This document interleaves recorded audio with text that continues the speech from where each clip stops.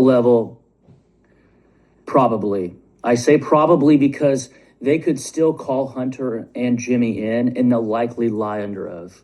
So it's contingent upon Trump's new U.S. attorneys having courage to charge them on perjury charges when they inevitably do lie. So I would urge the Congress.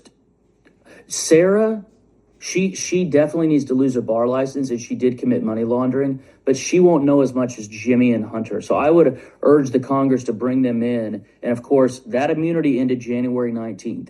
So anything going forward is fair game from a federal level.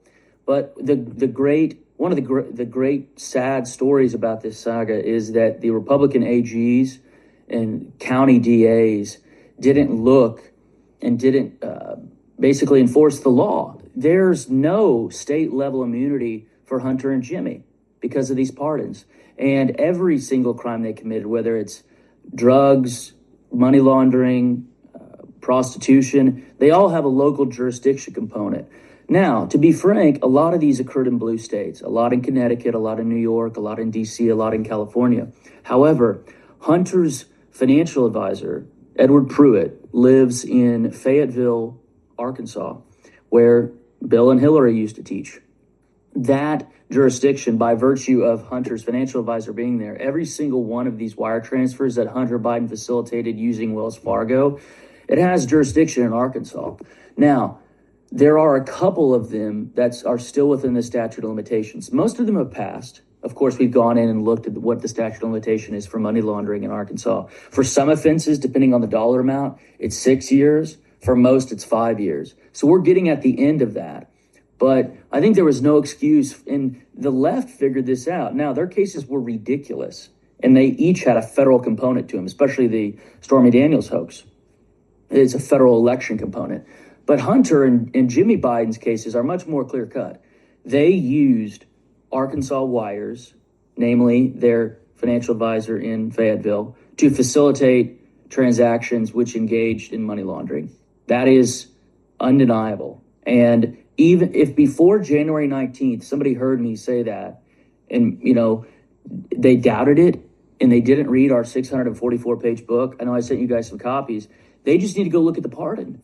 They have to see the breadth of this thing. One more point of privilege I want to bring up. The federal judge in Hunter's Los Angeles case, the same district in which he's suing us civilly, raked Joe over the coals because there is a portion of Joe's pardon to Hunter and his recent pardon of his siblings and their spouses that is not valid. And here it is. When he pardoned Hunter and he pardoned those folks on the January 19th, he said the pardon went through the date of the pardon. That is, for a couple of hours, that is unenforceable. What I mean by that is Joe didn't sign these things at 11:59. In the case of Hunter, we know that for a fact. We know he signed it around 5:30 because they announced it at 6. And of course, Joe is fed, wiped, and put to bed at about 8:30 every night. So we know he's not up until 11:59 signing these things.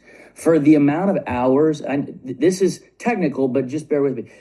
For the amount of hours that still were in those 2 days and after he signed it, you cannot pardon prospective conduct. So the judge in Hunter's federal case said, it's not going to affect this case, but just for the record, those 6 hours that occurred from 6 p.m. to midnight on December 1st, 2024, that's not covered by the pardon. And yet Joe said it was. So and he made this mistake again with his siblings. You thought the staff secretary, the Biden equivalent of Will Scharf, the staff secretary, would have made it through the day before. Joe's pardon should have said through January 18th because those hours...